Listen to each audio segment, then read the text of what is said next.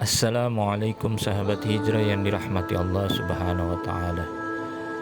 Untuk para istri, bersabarlah engkau untuk melayani suamimu dengan mencontohi istri Fir'aun yang sangat sabar,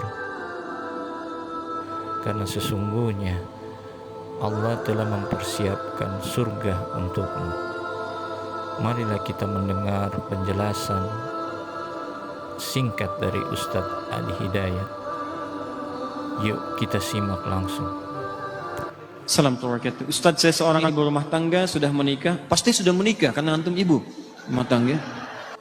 Iya. Sudah menikah 10 tahun, saya sudah tidak memiliki rasa cinta. Ini masalahnya. Saya sudah tidak memiliki rasa cinta pada suami saya. Karena suami saya setiap nyelesain masalah selalu kasar, menghina, bentak, bahkan mukul, lempar barang ke kepala.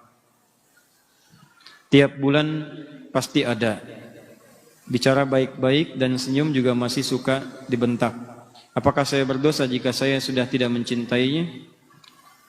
Begini, saya tarik napas dulu ya. Pertama, saya ucapkan selamat kepada ibu. Allah titipkan pria itu kepada ibu, bukan perempuan lain. Dan hebatnya ibu bertahan dengan 10 tahun. Dibentak-bentak, dilempar. Anda bayangkan, perempuan lain mungkin dilempar sehari, sudah nggak kuat. Ibu 10 tahun tuh. Ya, luar biasa. Saya ucapkan selamat, yang dipilih ibu, bukan perempuan yang lain. Berarti ada hikmah terbesar yang ingin Allah berikan kepada ibu. Seperti Allah titipkan Fir'aun kepada Asia. Karena yang kuat cuman Asia, yang kuat cuman ibu, bukan perempuan yang lain.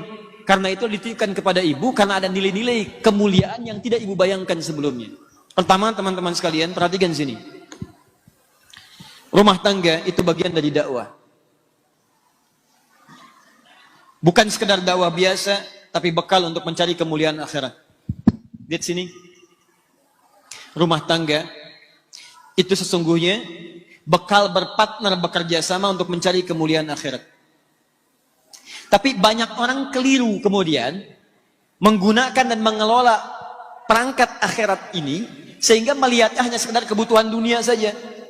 Maaf, baik suami atau istri kadang-kadang memandang kehidupan rumah tangga hanya sekedar untuk memuaskan kebutuhan pasangan, mengeluarkan hasrat cinta, mendapatkan kebutuhan dunia. Cuman di situ saja. Padahal prinsip pertama ketika antum berumah tangga sudah turun ayat. Anehnya ayat itu sering dikutip di surat undangan. Yang paling aneh, yang diundang suruh baca, yang ngundang nggak baca. Quran surah ke-30 ayat 21. Wa min ayatihi an khalaqalakum min anfusikum azwajan litaskunu ilaiha wa ja'ala bainakum mawaddatan wa rahmah inna fi dzalika laayatin liqaumin yatafakkarun. Kalimat pertamanya inna. Awas. Wa min ayatihi, ayat. Jamak dari kata ayat. Apa itu ayat? Ayat itu diantara tanda yang mendekatkan seseorang kepada Allah subhanahu wa ta'ala. Jadi kita itu diberikan wasilah berumah tangga, tujuan pertamanya untuk membangun kedekatan dengan Allah. Supaya semakin dekat dengan Allah. Jikalau ada orang berumah tangga, tidak dekat dengan Allah, ada yang salah rumah tangganya. Ada yang tidak tepat di dalamnya. Nah, menariknya, setiap pasangan itu nanti akan dipasangkan oleh Allah subhanahu wa ta'ala untuk saling membuat keduanya itu bisa mendekat kepada Allah subhanahu wa ta'ala. Ada yang tugasnya sampai selesai berumah tangga, salah satunya meninggal. Ada yang sampai pertengahan seperti Asia dengan Fir'aun. Asia ditugaskan oleh Allah berumah tangga dengan Fir'aun. Di antara dakwahnya ngajak Fir'aun, ayo mendekat kepada Allah, ayo mendekat kepada Allah. Apa yang diterima? Hardikan, siksaan, ancaman, yang terakhir eksekusi. Cuman Asia paham, yang ditugaskan kepada saya adalah bagaimana caranya saya mengajak suami supaya dekat dengan Allah. Hebatnya, Allah tidak akan pernah pasangkan seseorang kalau tidak memiliki tugas yang sejajar satu dengan yang lainnya. Artinya apa? Kalau suami dipasangkan kepada ibu sekarang, Allah yakin karena ibu punya kemampuan untuk menjalani itu. Makanya tidak dititipkan kepada perempuan yang lain. Apa yang ibu dapatkan dari situ? Bukankah dalam setiap makian ada kesabaran? Bukankah dalam setiap hinaan di situ ada ketawakalan? Bukankah sejak saat itu ibu rajin tahajud? Bukankah sejak saat itu ibu rajin berdoa? Ingat baik-baik, setiap interaksi suami dengan istri, di sana ada peluang pahala-pahala yang bisa didapatkan. Makanya kata para ulama, ketika Anda mendapatkan pasangan berlaku tidak menyenangkan, maka bersabar itu yang pertama. Bersabar, coba terima dulu itu semua dengan merespon dengan nilai-nilai kebaikan. Cara meresponnya, bayangkan Allah sedang memberikan misi kebaikan yang melahirkan pahala yang banyak bagi Anda. Lihatnya pahala dulu. Ini poin pertama. Jadi kalau Anda sudah berpikir bahwa ini barangkali dititipkan kepada saya, karena saya mampu dan ada misi dakwah di sini, barangkali Allah kirimkan yang seperti ini supaya saya mendapatkan pahala dalam kesan untuk mendapatkan surga saya. Kalau cara berpikirnya bukan berpikir yang intimidatif, tapi berpikirnya pada yang positif, oh Allah sedang menguji saya, maka Anda akan merespon dengan penuh semangat untuk memperbaiki diri lagi. Ini bagian yang pertama. Ya, ibu bukan orang pertama, karena zaman dulu pun sudah ada yang seperti itu. Ada. Ini kebalik, Bu, istrinya yang susah. Suaminya sabar, dilayani. Ketika tetangganya mengadukan, ini kisah nyata.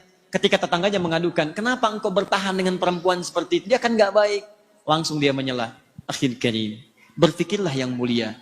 Allah sudah dekatkan surga ke rumah saya. Kenapa engkau mencoba menjauhkannya? Lihat cara berfikirnya. Allah sudah mendekatkan surga ke rumah saya. Kenapa engkau berpeluang menjauhkannya? Jangan jauhkan. Karena dia melihatnya ini sebagai surga saya nih. Ya, dia titipkan kepada saya bisa melayani dia. Dia marah, saya dapat kesabaran. Saya doakan dia. Nah, dia berpikir dengan marahnya, pahala diberikan. Dan dia merasa, oh ini mungkin Allah tugaskan pada saya untuk merubah dia. Sampai titik kesanggupan saya. Kalau sampai saya meninggal, berarti di situ akhir pengabdian saya. Kalau di jalan dia membuat saya jauh dari Allah, dilarang sholat, dilarang ini, dilarang itu, maka Allah turunkan syariat yang berikutnya. Apa itu? Ada mediasi.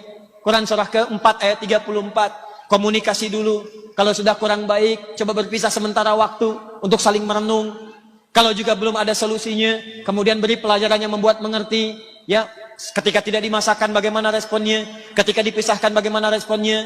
Kalau masih belum mengerti juga, cari orang baik untuk menyatukan. Ayat 35-nya. Lihat baik-baik, wa in khiftum shiqaqa bainihima fab'athu hakaman min ahli wa hakaman min ahliya. Kalau semua sudah ditempuh, Allah kasih jalan keluar. Tugas kamu selesai sampai di sini, ya silahkan kerjakan, tingkatkan ibadah yang lain. Mungkin suami kamu akan mendapatkan pencerahan dari yang lain. Semua jalannya ada. Tapi jalan yang pertama, jangan pernah berpikir untuk berpisah dahulu. Cara berpikirnya adalah, mungkin bukan cinta yang Allah tugaskan kepada saya, tapi surga yang sedang Allah turunkan kepada saya. Kalau cara berpikirnya begitu, nyaman. Ada yang ditukar, Bu. Suaminya, maaf ya, dibanding saya, wah, masih ganteng tengkuis itulah pokoknya. Ya. Istrinya cantik luar biasa, dibanding ibu masih cantik dia. Anda kebayang nggak? Jadi suaminya cantik luar biasa, cantik indah. Istrinya cantik. Gara-gara antum sih kenal Firaun. Ya. Istrinya cantik luar biasa, cantik, elok, indah.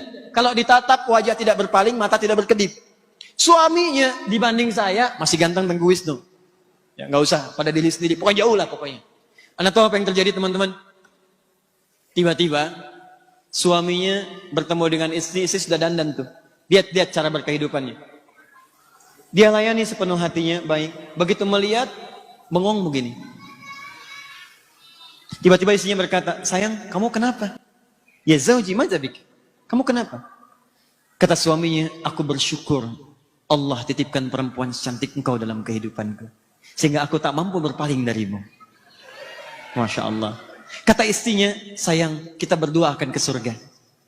Kita berdua akan ke surga. Suaminya bingung. Kata suaminya, kok bisa? Kata istrinya, kamu bersyukur dengan titipan Allah aku padamu, aku bersabar dengan titipan Allah kamu kepadaku.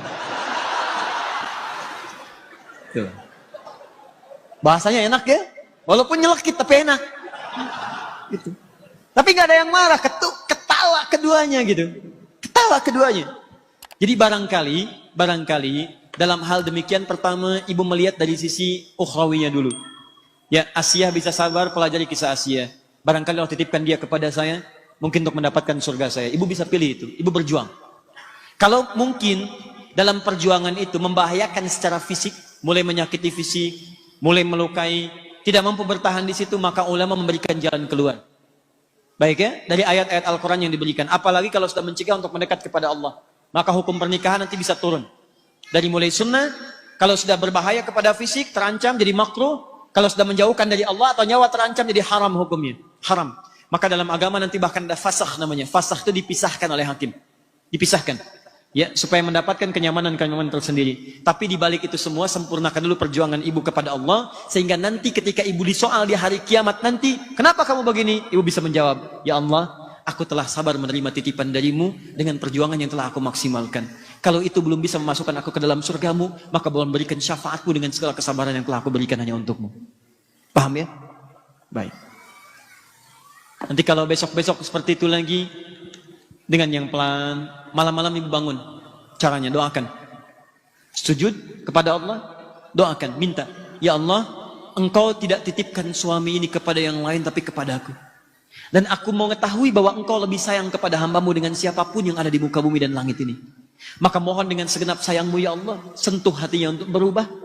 Berikan kelembutan pada jiwanya. Minimal mohon ya Allah, jadikan sebelum kami menghadap kepadamu, pasangkan kami dalam mawaddah, sakinah dan rahmah. Bangun, bangun, bangun. Saya yakin dari sekian yang bangun itu akan ada perubahan dan dampak dalam kehidupan. Saya berdoa semoga Allah muliakan ibu dan keluarga ibu dan pasangkan dalam kemuliaan insyaAllah. Saya simpan dulu. Baik, telah kita dengarkan penjelasan ceramah dari Ustadz Adi Hidayat. Semoga bisa memberikan manfaat untuk terkhususnya kepada istri-istri atau kaum wanita yang berumah tangga. Semoga mendapat ilmu yang manfaat. Jangan lupa like, komen, dan share, juga subscribe. Wassalamualaikum. Syukron. Barakallahu fiik.